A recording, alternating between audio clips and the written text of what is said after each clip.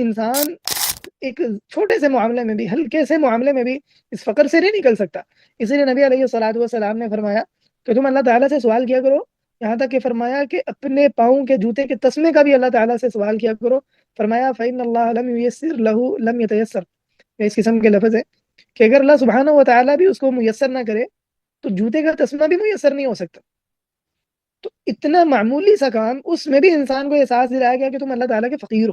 تو انسان چاہ کر بھی اس فقر سے نکل نہیں سکتا کہ میں کسی طرح سے اس فقر سے نکل جاؤں گا کچھ کوئی ایسے اسباب اختیار کر کے، یا کوئی انسان کے بس کی بات نہیں.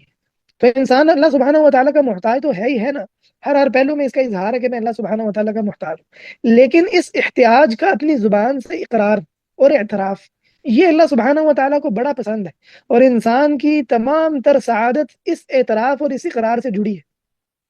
جس میں یہ اعتراف موجود ہے نا کہ میں اللہ تیرا محتاج اور تیرا فقیر ہوں، یہ بندہ اللہ تعالیٰ کو پسند ہے.